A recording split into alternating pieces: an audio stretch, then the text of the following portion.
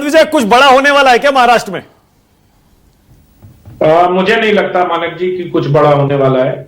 महाराष्ट्र में एक बड़े नेता का निधन हुआ है, उनकी शून्यता को भरना मुश्किल है, लेकिन मुझे लगता है कि वो शून्यता भरी जाएगी। ये प्रकृति का नियम भी है और न्याय भी।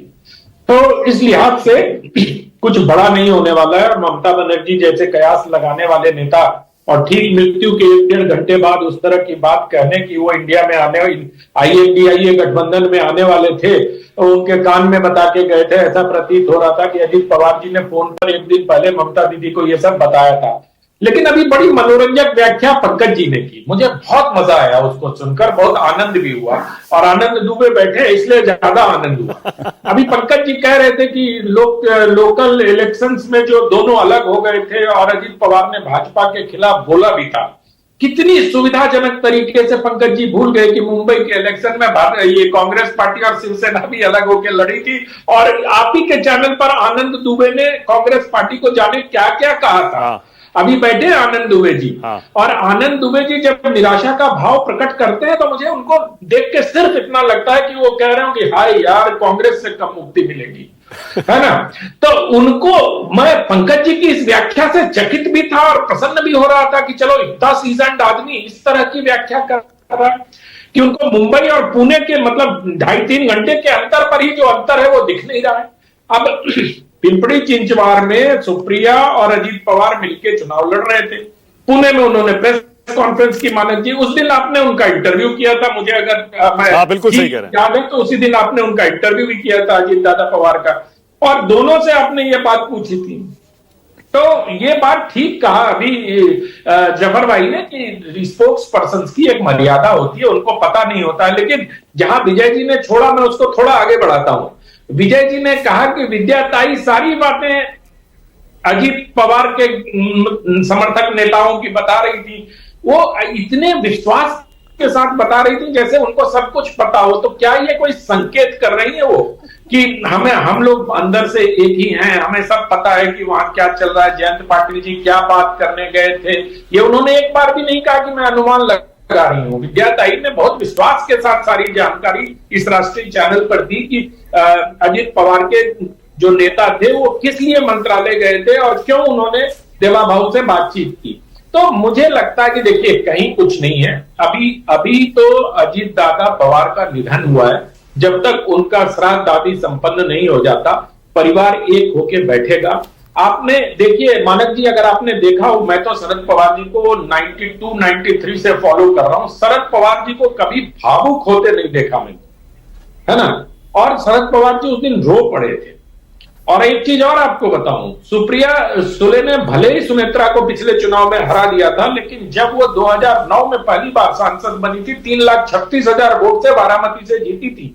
उसके बाद उस मार्जिन से सुप्रिया सुले बारामती से कभी नहीं जीत पाई थी, और उस समय उनके इलेक्शन मैनेजर अजीत दादा पवार थे। तो ये सारी बातें हैं। परिवार बहुधा जब संकट में होता है या कोई आपदा आती है तो एक भी होता है, लेकिन कई बार एक नहीं भी होता है। वो दूरियां और बढ़ जाती हैं, क्योंकि जो दूरियों को सीमेंट करने वाला व्यक्ति होता है, ये हम हर परिवार में देखते हैं। और वो भी एक भारतीय परिवार है, उसमें भी भाभी और ननद हैं आमने सामने।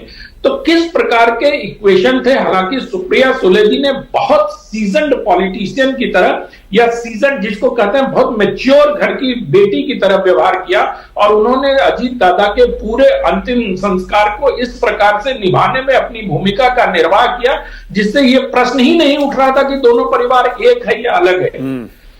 और जिस प्रकार से अजीत दादा पवार, जब शरद पवार जी की पत्नी का ऑपरेशन हुआ था तो सिल्वर ओक में गए थे और दोनों की मुलाकातें हुई थी। अब तो सारी मुलाकातों का भेद आपने खोल लिया अपने चैनल पर कि ऐसे ऐसे मिले थे और ये गठबंधन होना तय था।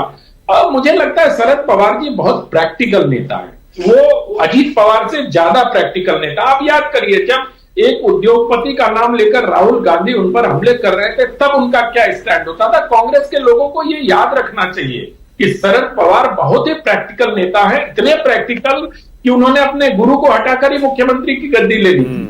तो मुझे लगता है कि शरद पवार जी अब एक मार्गदर्शक की भूमिका में रहेंगे, और सुप्रिया सुले और सुनेत्रा मिलकर जो तय करेंगी ना प्रफुल्ल पटेल की कोई चलेगी। और प्रफुल्ल पटेल और सुप्रिया सुले के बीच में तो बहुत अच्छे संबंध रहे हैं, अगर आप यूपीए के दिनों को याद करिए तो अभी सुप्रिया तो मर्जर हो रहा है नहीं हो रहा है आपके हिसाब से? मर्जर में अभी थोड़ा वक्त लगेगा। अजीत पवार जी के निधन के बाद मर्जर थोड़ा समय के लिए टल गया है, जब तक शोक से परिवार उभरेगा नहीं। और परिवार में अब क्या है ना, पार्थ और जय पवार की भी अपनी महत्वाकांक्षाएं होंगी। उनको भी लग रहा होगा कि पिता की विरासत हम संभालें, और ये बात उनकी माता जी को भी लग रही होगी। अगर अभी वो शोक से उबर जाए, उसके बाद जब वो विचार करेगी तो उनको लगेगा कि हम अपने पुत्रों का भी ख्याल रखें। इसका मतलब अनंत विजय, इसका मतलब मर्जर आप कह रहे हैं थोड़ा टाइम लगेगा लेकिन संभावना है, तो फिर एनडीए में ही रहेगी ना मर्ज होने के बाद एनसीपी, या उधर जाने की भी संभावना है कोई इंडिया गठबंधन में? सर, शरद पवार जी इतने प्रैक्टिकल व्यक्ति हैं कि वो पार्टी को गड्ढे में तो नहीं डालेंगे, है ना। वो बहुत प्रैक्टिकल व्यक्ति है। पार्टी चलाने के लिए बहुत सारे संसाधनों की और बहुत सारी चीजों की आवश्यकता पड़ती है। पवार साहब इन सब चीजों को बहुत अच्छे तरीके से जानते हैं, और उनको जब तक अजीत पवार जीवित थे उनको ये लग रहा था कि उनकी विरासत को संभालने वाला एक व्यक्ति है। क्योंकि आप दर्शकों की सहूलियत के लिए भले ही एनसीपी के ब्रैकेट में अजीत लिखते हैं, लेकिन सुप्रीम कोर्ट ने तो यही कहा था कि राष्ट्रवादी कांग्रेस पार्टी वही है, और घड़ी का चुनाव चिन्ह भी अजीत पवार को ही दे दिया था। शरद पवार की पार्टी को भले एनसीपी ब्रैकेट में एसपी कर दिया था। तो मुझे लगता है कि शरद पवार ही इसको लीड करेंगे, और शरद पवार ही पूरी पार्टी को, मतलब वो कहते हैं ना, बैठशिला की शीतल छां, एक पुरुष भीगे नयनों से देख रहा था प्रलय प्रवाह, वो प्रलय प्रवाह नहीं देखने वाले नेता हैं। वो बाहर बैठेंगे और बाहर बैठ के अपनी पुत्री को, अपने पौत्र को, अपने पुत्र वधु को, सबको वो राजनीति में इस प्रकार से सेट कर जाएंगे कि परिवार भी एक दिखे, और इस परिवार पर राजनीतिक रूप से कोई संकट भी भविष्य में ना आ सके। ऑल राइट, बिल्कुल इसी नोट पे खत्म कर रहा हूं। जैसा अनंत विजय कह रहे हैं, लगता यही है, और खबरें भी हमारे पास यही आ रही हैं कि मर्जर होगा, एनसीपी एक हो जाएगी, और एक होने के बाद एनसीपी एनडीए का हिस्सा बनेगी, यानी महाविकास अघाड़ी, और इंडिया गठबंधन को लगने वाला है महाराष्ट्र में और राष्ट्रीय स्तर पर भी एक झटका। बहुत धन्यवाद मेहमानों का राष्ट्र की बात में आने के लिए। दर्शकों से अपील कर रहा हूं, कमेंट में बताइएगा आपको क्या लगता है, अगर एनसीपी एक होती है उसे क्या करना चाहिए, उसके बाद एनडीए में रहना चाहिए या इंडिया गठबंधन में जाना चाहिए। छोटा सा ब्रेक ले रहा हूं।